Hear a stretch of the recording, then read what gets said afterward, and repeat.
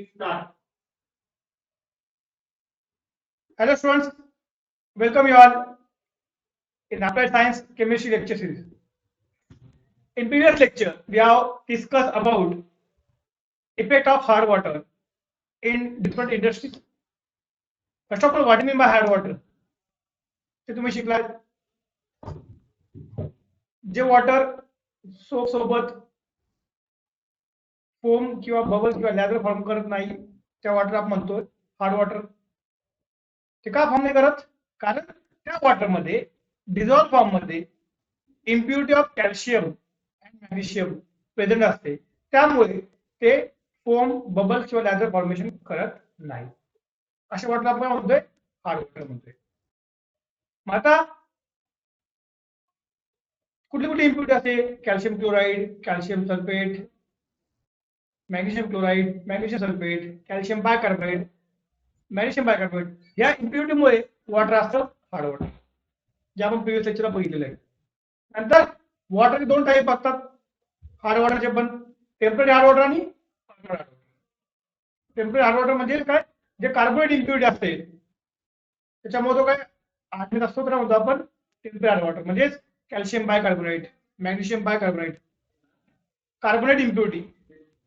Temporary hardness is also called as carbonate hardness. Carbonate hardness होता. Carbonate म्हणजे काय? CO3 toys. CO3 group जो आहे तुमचा कार्बोनेट ग्रुप, त्याला म्हणतो आपण कार्बोनेट हार्डनेस. ओके. नंतर जे क्लोराईड, सल्फेट मध्ये काही इम्प्युरिटी असतात त्यामुळे जो काही वॉटरला हार्डनेस येतो तो असतो permanent hardness. That is permanent hardness. आणि कुठल्या कुठल्या इंडस्ट्रीमध्ये काय काय इफेक्ट होतो हार्ड वॉटरचा ते आपण बघितले प्रिव्हियस लेक्चरला. तर विद्यार्थी मित्रांनो, आपण आजच्या लेक्चरला बघणार आहोत effect of hard water in boiler. Boiler म्हणजे जे आपण वॉटर बॉईल करून त्या वॉटरचा यूज करतोय अशा इंडस्ट्रीमध्ये, म्हणजे फॉर एक्झाम्पल तिथे आपण स्टीम जनरेट करतोय थर्मल पॉवर प्लांट मध्ये, तिथे आपण वॉटर बॉईल करतोय, अशा इंडस्ट्रीमध्ये mostly effect of hard water का होतो त्याच्याविषयी आपण स्टडी करणार आहोत आजच्या लेक्चरमध्ये. तर ज्यावेळेस आपण हार्ड वॉटर यूज करतोय बॉयलरमध्ये, तर तिथे चार टाईपचे इफेक्ट दाखवतात. Effect of hard water in boiler and prevention याच्याविषयी आपण माहिती घेणार आहोत. There are 4 type of effect of hard water in boiler. कुठले? पहिला इफेक्ट आहे बॉयलर करोजन. पहिले आपण इफेक्ट विषय बघूयात.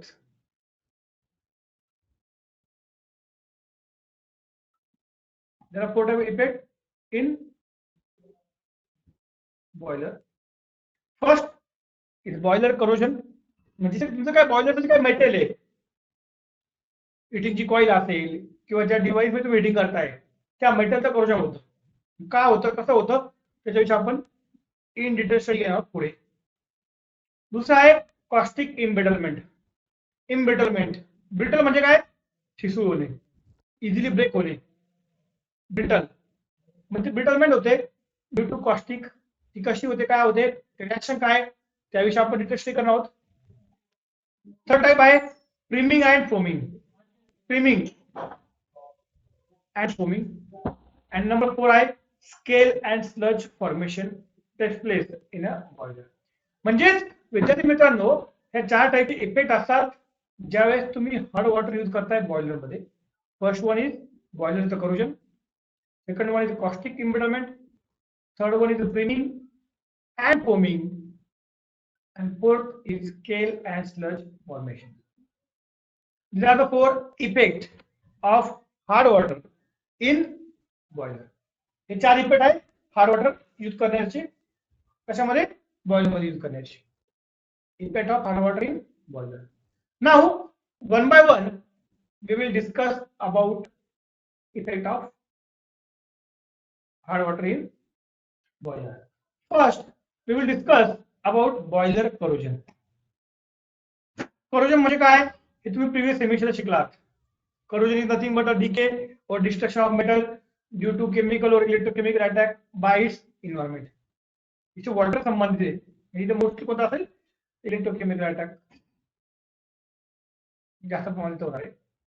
वॉटरमध्ये वॉटर नेचर आहे. Water may be acidic, it may B alkaline, it may B neutral. आपण शिकलोय की प्रिव्हियस सेमिस्टरला करोजन चॅप्टर आपण शिकलोय. आपण बघितलंय की ज्यावेळेस वॉटर ऍसिडिक असतं त्यावेळी जे काही करोजन होतं that corrosion displayed bye hydrogen evolution mechanism. ज्यावेळेस मीडियम न्यूट्रल असेल किंवा अल्कलाइन असेल त्यावेळी जे करोजन होतं ते होतं by absorption method. Oxygen absorption मेथडने आपण त्याचं करोजन होतं. ते मेकॅनिझम आपण प्रिव्हियस सेमिस्टर शिकलो आहोत. ठीक आहे. मग आता बॉयलरचं करोजन कसं होतं. पहिली गोष्ट करोजन माहिती काय तुम्हाला माहिती, दॅट इज डिके और destruction of metal or degradation of metal due to action of surrounding medium. That medium may be gaseous, medium may be liquid. That means chemical or electrochemical attack by its environment leads to corrosion of boiler metal. ज्या metal मध्ये तुम्ही water boil करताय, मग ती हिटिंगची coil असेल किंवा तुमचं device आहे ज्या तुम्ही त्याला हिट करताय, वॉटरला बॉईल करताय, त्याचं काय होतंय, कोरोजन होतंय.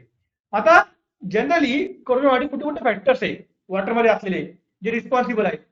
पहिला आहे डिझॉल्व ऑक्सिजन, दुसरा आहे वॉटर में असेल डिझॉल्व ऍसिड. ऍसिड काय होतं, वॉटर बिकम ऍसिडिक. ऍसिडिक मध्ये काय होतं, by hydrogen evolution mechanism corrosion होऊ शकतं. डिझॉल्व सॉल्ट्स, सॉल्ट्समुळे काय वॉटर अल्कलाइन नेचर येतं आणि अल्कलाइन नेचर झाल्यामुळे by oxygen absorption method corrosion होतंय वॉटरचं. त्या ऑक्सिजन ऍब्सॉर्प्शन म्हणजे काय, हायड्रोजन इव्होल्युशन म्हणजे काय, ते तुम्ही सगळं प्रिव्हियस सेमिस्टरला करोजन या टॉपिक मध्ये शिकले आहात. आता डिझॉल्व ऑक्सिजन मुळे काय होतं, कशामध्ये करोजन होतं ते आपण बघूयात. समजा तुमचा वॉटर आहे, वॉटरमध्ये वॉटरचा फॉर्म्युला काय आपला, दॅट इज H2. तर वॉटरमध्ये ऑक्सिजन प्रेझेंट आहे कुठल्या फॉर्म मध्ये, डिझॉल्व फॉर्म मध्ये.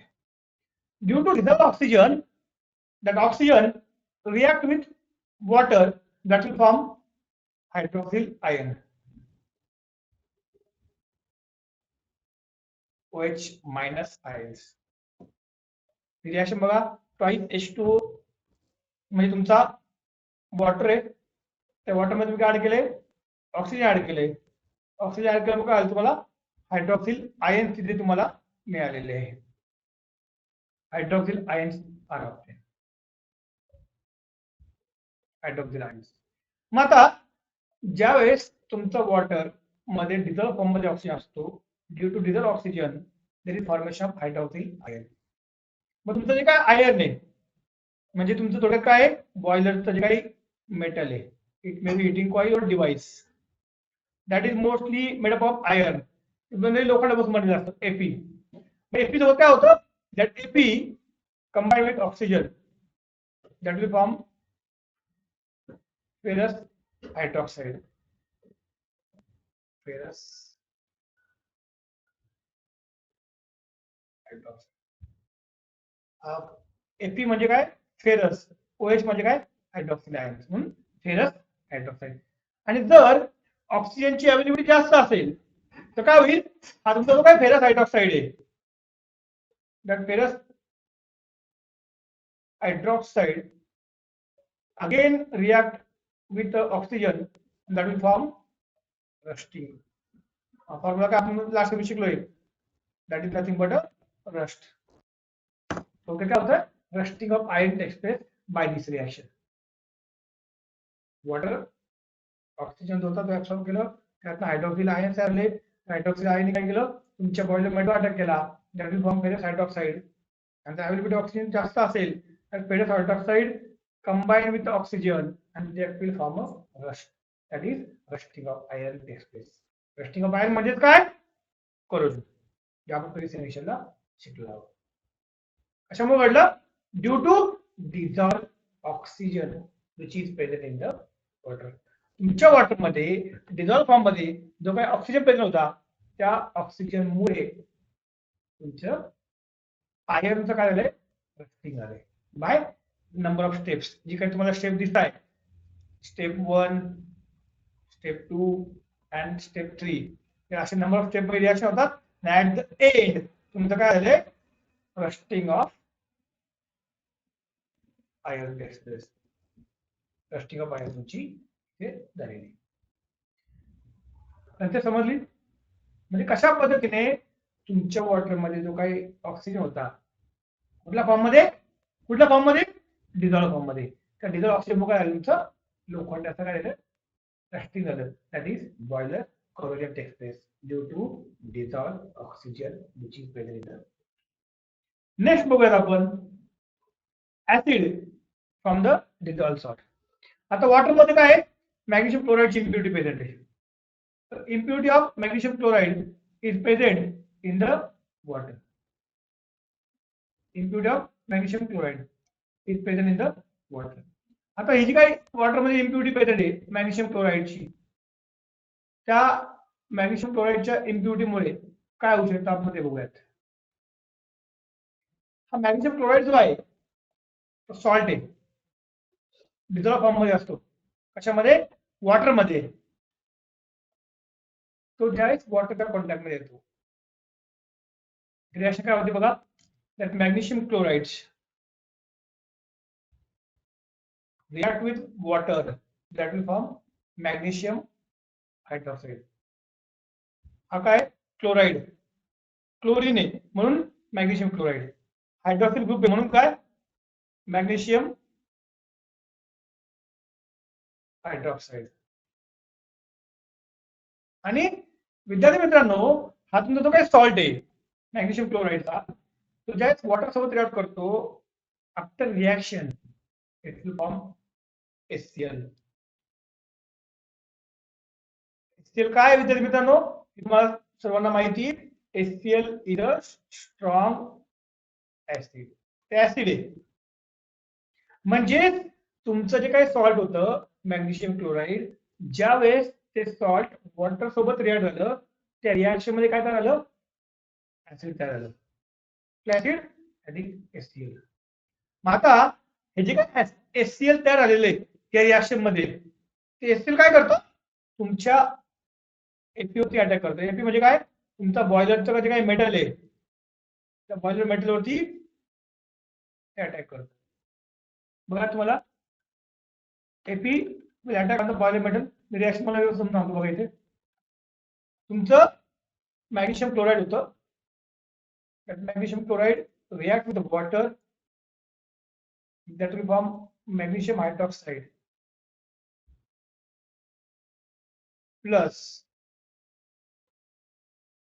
HCl. HCl म्हणजे काय तुमचा ऍसिड. म्हणजे हा जो तुमचा काही सॉल्ट होता तो सॉल्ट वॉटर सोबत रिॲक्ट होऊन तुम्हाला काय मिळाले ऍसिड मिळाले. आता ऍसिड तयार झालं. ऍसिड कसं आहे हार्मफुल आहे. ऍसिड काय करतं तुमचा जो काही एपी होता म्हणजे तुमचं बॉयलरचं जे काही मेटल होतं बॉयलरच्या मेटलवरती त्या ऍसिडचा अटॅक होतो आणि तुम्हाला काय मिळते that will form HCl plus H2 gas is form. बघा रिएक्शन पण दाखवलेली आहे. Ap react with HCl that will form ApCl2 plus H2. मग H2 जो तुमचा आहे बरोबर गॅसच्या फॉर्म मध्ये it get liberated in the form of gas. तो गॅसच्या फॉर्म मध्ये इव्हॉल्व होईल, रिमूव्ह होईल. आता हा जो तुमचा ApCl2 फॉर्म झालेला आहे विद्यार्थी मित्रांनो, हा पुन्हा वॉटर सोबत रिॲक्ट करणार आणि फेरस हायड्रोक्साइड फॉर्म काय होईल. हा जो ApCl2 तयार झालेला आहे that ApCl2 react with water that will form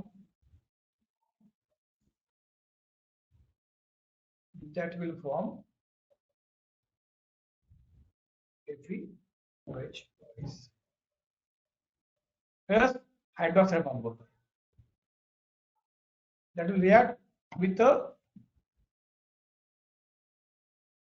ApCl2 react करतोय आणि काय मिळेल तुम्हाला FeOH twice. परंतु या रिएक्शन मध्ये पुन्हा काय होतं बघा. या रिएक्शन मध्ये when ApCl2 react with water it will form ferrous. ApCl2 म्हणजे काय फेरस क्लोराइड. Cl असतं काय असतं फेरिक क्लोराइड. त्याच्यात काय मिळालं तुम्हाला? Ferrous hydroxide.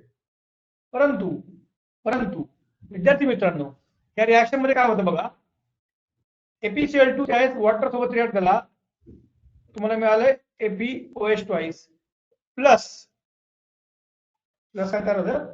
Twice HCl. म्हणजे विद्यार्थी मित्रांनो, या रिॲक्शन मध्ये पुन्हा HCl तयार झालं. आता HCl काय करणार? HCl will again attack on Ap. पुन्हा ही रिॲक्शन करणार, पुन्हा ApCl2 फॉर्म होणार, पुन्हा ApCl2 पुन्हा वॉटर सोबत रिॲक्ट करणार, पुन्हा ही रिॲक्शन करणार, पुन्हा HCl तयार होणार, पुन्हा ही रिॲक्शन होणार. म्हणजे प्रत्येक स्टेप मध्ये तुमचं काय तयार होते?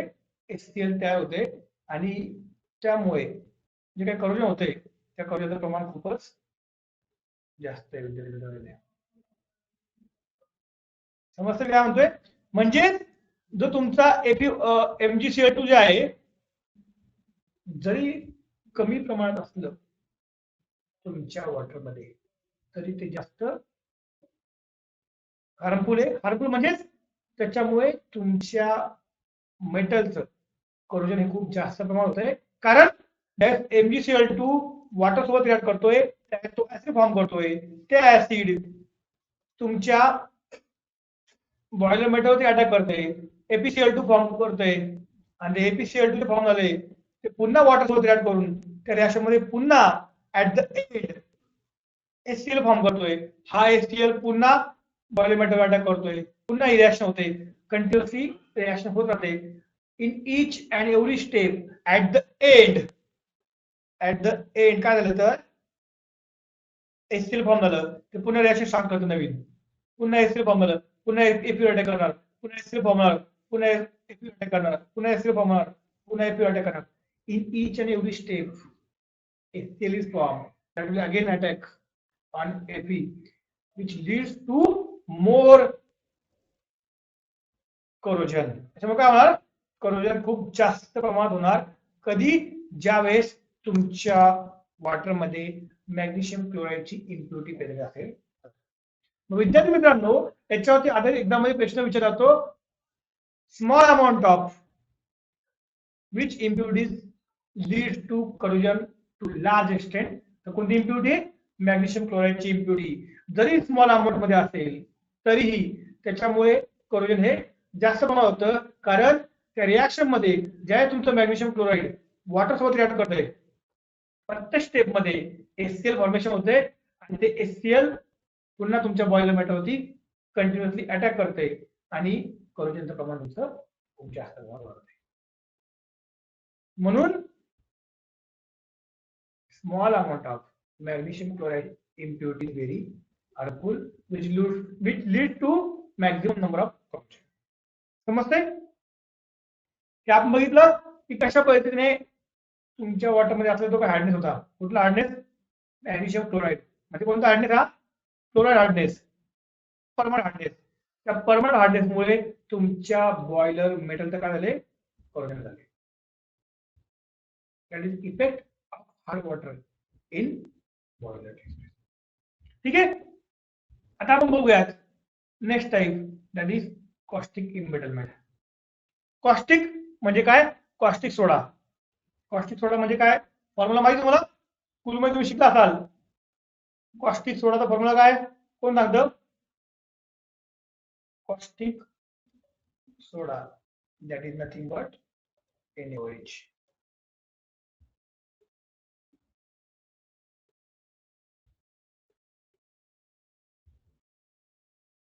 NaOH caustic soda. आपण बऱ्याचदा बघितलं असेल की जे पाईप असतात मेटलचे, तिथे कुठेतरी जॉईंट असेल, तिथे कुठे क्रॅक असेल, त्या ठिकाणी करोजन हे जास्त होतं त्या पाईपचं compare to other part of pipe. तुमच्या पाईपचे जे रिमेनिंग पार्ट आहे त्या पार्टची तुलना केली, त्या पार्टच्या तुलनेने ज्या ठिकाणी कर्व पोझिशन आहे, ज्या ठिकाणी जॉईंट केलेला आहे, त्या ठिकाणी स्ट्रेस आहे, क्रॅक डेव्हलप झाला आहे, त्या ठिकाणी करोजनचं प्रमाण हे जास्त असतं compare to the remaining part of the metal. म्हणजे रिमेनिंग पार्टची तुलना केली तर रिमेनिंग पार्ट पेक्षा त्या ठिकाणी करोजन जास्त असतं. ज्या ठिकाणी जॉईंट आहे, कर्व आहे, ज्या ठिकाणी जॉईंट आहे, कर्व आहे, त्या ठिकाणी करोजन जास्त. म्हणजे काय, it is type of corrosion which is caused by using highly alkaline water in the boiler. Highly alkaline म्हणजे काय, जास्त प्रमाणात बेसिक नेचर असेल. ऍसिड बेस मी शिकलाय, ऍसिडिक आणि बेसिक. बेसिक काय म्हणतो आपण, अल्कालाइन वॉटर. मग ते अल्कालाइन वॉटर मध्ये काय होतं, बरोबर कसं होतं ते बघूयात आपण. Caustic measurement. बरं काय होतं की आपण सॉफ्टनिंग प्रोसेस मध्ये, म्हणजे सॉफ्टनिंग काय तुम्ही पुढे शिकणार, आता समजून घ्या. सॉफ्टनिंग प्रोसेस मध्ये म्हणजे काय, जे वॉटर मध्ये काय हार्डनेस आहे, ते हार्डनेस रिमूव्ह करण्यासाठी आपण जे काही प्रोसेस अप्लाय करतो त्या प्रोसेसला म्हणतो आपण सॉफ्टनिंग प्रोसेस. त्यात एक मेथड आहे सोडा लाईम मेथड, जे आपण पुढे शिकणार आहोत. Soda lime method of softening of water. Softening म्हणजे काय, तुमचं हार्ड वॉटर आहे. कशामुळे, कारण त्या वॉटर मध्ये काय आहे, डिझॉल्व फॉर्म मध्ये काय प्रेझेंट आहे, कॅल्शियम आणि मॅग्नेशियमची इम्प्युरिटी प्रेझेंट आहे. त्यामुळे ते वॉटर कसं आहे, हार्ड वॉटर आहे. म्हणजे काय हार्ड वॉटर आहे, त्या हार्ड वॉटर मध्ये जी काही इम्प्युरिटी असेल त्याच्यामुळे ते हार्ड वॉटर आहे, ती रिमूव्ह करण्याची जी काही मेथड असते त्या मेथड आपण म्हणतोय सॉफ्टनिंग प्रोसेस. त्यातली एक मेथड कोणती, सोडा लाईम मेथड. आणि या सोडा लाईम मेथड मध्ये आपण काय वापरतोय, सोडियम कार्बोनेट आपण वापरतोय. सोडा लाईम, सोडा म्हणजे काय, Na2CO3 आपण वापरतोय. दिस इज कॉल्ड एज सोडा. हा जो Na2CO3 जो आपण वॉटरच्या सॉफ्टनिंगसाठी वापरतो, तो जर आपण जास्त प्रमाणात टाकला वॉटर मध्ये, जेवढी गरज तेवढं टाकायचं. जर जास्त प्रमाणात टाकला तर काय होतं बघा, म्हणजे स्मॉल प्रमाणात असेल तर काही प्रॉब्लेम नाही, पण जर सोडियम कार्बोनेट त्या वॉटर मध्ये जास्त प्रमाणात असेल तर तुमचा सोडियम कार्बोनेट जो आहे, that sodium carbonate react with the water that will form NaOH. That is nothing but काय म्हणतो आपल्याला, NaOH म्हणजे काय, काय NaOH म्हणजे कॉस्टिक सोडा. NaOH म्हणजे काय तुमचा caustic soda.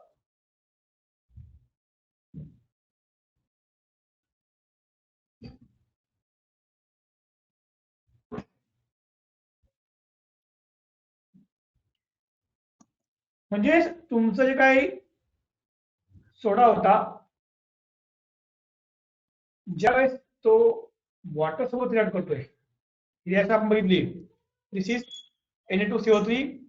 when it react with water it will form a caustic soda along with liberation of carbon dioxide gas. हा काय तुमचा, इथे तुमचा गॅस इव्हॉल्व झालेला आहे, तर गॅस इज लिबरेटेड. ठीक आहे. मग आता हा जो NaOH जमा झालेला आहे तो काय होतो, तुमच्या वॉटर मध्ये डिझॉल्व फॉर्म मध्ये पेरत असतो. मग जसं जसं तुम्ही वॉटर बॉईल करताय काय होतं, NaOHचं प्रमाण काय होतंय, वाढत जातं. बॉइलर मध्ये काय करतोय, in boiler we will boil the water. when we boil the water get evaporates. काही प्रमाणात वॉटर काय होतं, इव्हॅपोरेट होतं. आणि मग तुमच्या वॉटर मध्ये जो काही सोडियम हायड्रॉक्साईड आहे, ज्याला आपण म्हणतोय कॉस्टिक सोडा, जर वॉटर इव्हॅपोरेट झालं तर त्या कॉस्टिक सोड्याचं प्रमाण काय होतं, वाढत जातं. Proportion amount of caustic soda in water increases. आता बघा कसं मी सांगतो एक्झाम्पल. समजा फॉर एक्झाम्पल माझ्याकडे 1 लिटर वॉटर आहे, 1 लिटर वॉटर आहे, आणि आज समजूयात की त्या 1 लिटर वॉटर मध्ये 50 ग्रॅम माझ्याकडे कॉस्टिक सोडा ऍड 1 लिटर मध्ये. ते वॉटर मी बॉईल केलं, बॉईल केल्यामुळे काय होईल, काही प्रमाणामध्ये वॉटर काय होईल, इव्हॅपोरेट होईल. कॉस्टिक सोडा इव्हॅपोरेट होत नाही, बरोबर. समजा मी असं म्हणतोय त्या 1 लिटर वॉटर मधलं 250 ml, 1 लिटर म्हणजे काय, किती ml, 1 litre equal to 1000 ml आहे. म्हणजे 1000 ml मध्ये 50 मिलीग्राम NaOH प्रेझेंट आहे.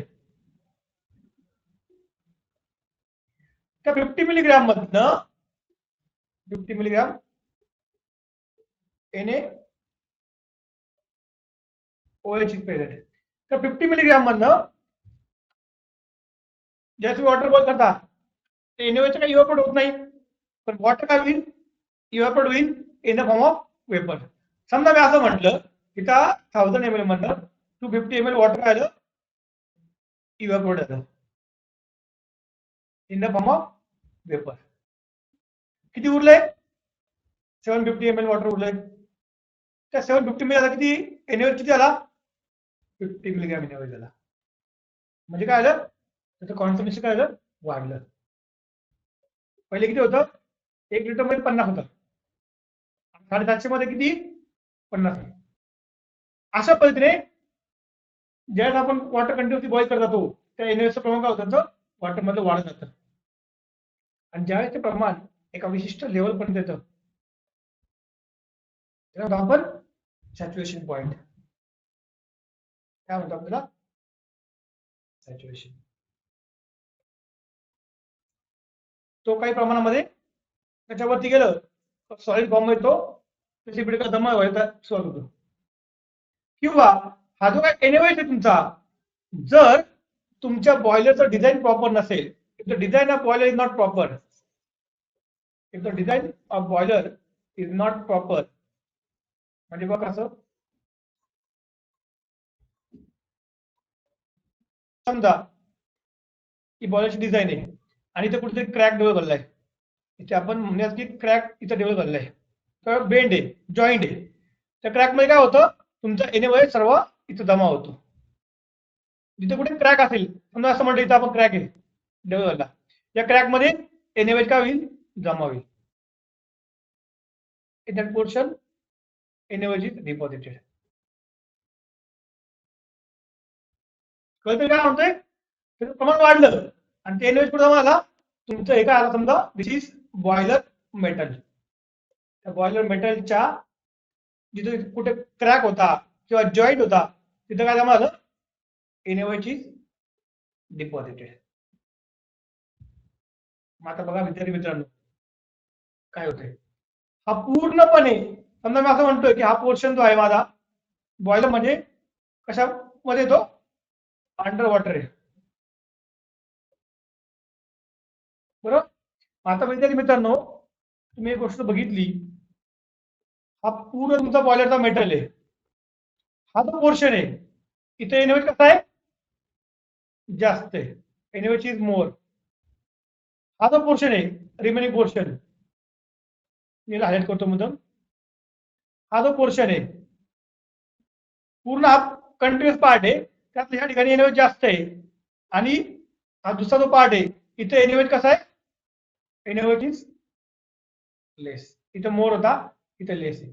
आता इथं बघा रिमेनिंग पार्ट, हा पोर्शन बघा, इथे NaOH कसा असेल, NaOH is less compare to which part, हा जो पार्ट तुम्हाला दिसतोय बघा, या पार्ट तुला केली इथे NaOH कसा आहे, जास्त आहे, या पार्टला NaOH कमी. म्हणजे समजा असं मी म्हणतोय हा पूर्णपणे माझा एक बॉयलरचा मेटल आहे, पाईप आहे माझा बॉयलर मेटल किंवा पाईप म्हणा, इथे माझा NaOH जास्त आहे या पार्टला, I will highlight that part. इथे NaOH जास्त आहे, इथे NaOH जास्त समजा फॉर एक्झाम्पल, म्हणजे पार्ट मी हायलाइट केले या दोन ठिकाणी NaOH समजा जास्त आहे असं आपण समजूयात. कारण काय इथे काही क्रॅक असेल त्यामुळे इथे NaOHचं प्रमाण जास्त आहे compare to this remaining part. कुठला पार्ट, रिमेनिंग पार्ट म्हणजे हा जो रिमेनिंग पार्ट आहे, या पार्ट तुलना केली तर इथे NaOHचं प्रमाण या पार्टला कमी आहे, या पार्टला जास्त आहे, या पार्टला कमी, या पार्टला जास्त आहे, या पार्टला कमी, या पार्टला NaOH जास्त आहे. मग विद्यार्थी मित्रांनो इथे काय झालंय, एक पार्ट जिथे NaOH मोर, दुसरा पार्ट तिथे NaOH लेस, आणि हा पूर्ण पार्ट कशाने सराउंड केलाय? Surrounded by water. That whole part is surrounded by water. मग आता विद्यार्थी मित्रांनो काय होईल बघा, due to that formation of different layer region of concentration, एका ठिकाणी कॉन्सन्ट्रेशन जास्त, एका ठिकाणी कमी, एका ठिकाणी जास्त, एका ठिकाणी कमी, त्यामुळे काय होईल? कॉन्सन्ट्रेशन सेल फॉर्मेशन होणार, जे आपण शिकलोय प्रिव्हियस सेमिस्टरला कोरोना चॅप्टर मध्ये. एका पार्टला NaOH प्रमाण जास्त, दुसऱ्या पार्टला NaOH प्रमाण कमी, and complete pipe is surrounded by water. So there is a formation of cell. Which cell? Concentration cell. So one part having more concentration, another part having less concentration. Due to difference in concentration of NaOH, there is a formation of cell that is called as concentration cell. So automatically one part will act as a cathode, another part will act as a anode. एक part काय करेल? Cathode म्हणून काम करेल, दुसरा part काय करेल? Anode म्हणून काम करेल. आणि त्यामुळे एका पार्टचं काय होईल? करोजन होईल. कुठल्या पार्टचं? जो पार्ट तुमचा एनोड म्हणून काम करेल त्या पार्टचं काय होईल? करोजन होईल. तो पार्ट काय होईल? ब्रिक होईल करोजनमुळे, किंवा ब्रिटल होईल. ड्यू टू दॅट ब्रिटलमेंट काय होईल? काही नाही क्रॅक ते तुटणार. जसं आपण बघितलं ही फिगर आपण जी बघितली होती इथे, हा पार्ट काय आला? पूर्ण तुमचा जो पाईप तुम्ही बघितला त्या पूर्ण पाईपच्या पोर्शन मध्ये हा जो पार्ट होता तुमचा, जो इथं आपण हायलाइट करूयात, या पार्टला करोजन जास्त झाल्यामुळे हा पार्ट काय झाला? वीक. क्षेत्र काय म्हणतो आपण? This part become brittle. That part become brittle due to deposition of caustic soda. आणि त्या पार्टचा काय झालं? मग पुढे कालांतराने ब्रेक झाला, वीक झाला. Such a brittlement which occur due to caustic soda. Brittlement which occur due to caustic soda is called as a caustic embrittlement. काय होतं आपण? Caustic embrittlement. A brittlement which occur due to caustic is called as a caustic embrittlement. Reaction कोणती महत्वाची? जबाबदार reaction कोणती? Na2CO3 जास्त असेल. If Na2CO3 is more, that Na2CO3 react with water, that will form caustic soda, and that caustic soda get deposited in crack in a portion where there is joint or stress curve position. तो caustic soda काय होईल? जमा होईल, आणि त्या ठिकाणी जमा झाल्यामुळे काय होईल? पूर्ण बॉयलरमध्ये आपण तुलना केली, काही ठिकाणी NaOH प्रमाण जास्त, काही ठिकाणी NaOH प्रमाण कमी. Due to the difference in concentration of NaOH, there is formation of cell. That cell is called as concentration cell. And due to concentration cell formation, one part become cathode, another part become anode, and a part which become anode will undergo corrosion. आता काय होईल? Brittle होईल, weak होईल, आणि तो काही काय होईल? सहजपणे तुटेल, किंवा त्या ठिकाणी पॉसिबल असं की तो सहजपणे तो पार्ट डॅमेज होऊ शकतो, because that part become a brittle. Such a brittlement which occur due to caustic is called as a caustic embrittlement. समजतं विद्यार्थी मित्रांनो? एकदम सिंपल कॉन्सेप्ट आहे कॉस्टिक एम्ब्रिटलमेंट. आता जो थर्ड टाइप आपला आहे प्रीमिंग आणि foaming scale and surge formation, याच्याविषयी माहिती आपण घेणार आहोत पुढच्या लेक्चरला. आता आपण बघितलं बॉयलर करोजन म्हणजे काय आणि कॉस्टिक एम्ब्रिटलमेंट म्हणजे काय. In next lecture will come up with प्रीमिंग and foaming scale and surge formation. ते कसं होतं ते आपण बघूयात.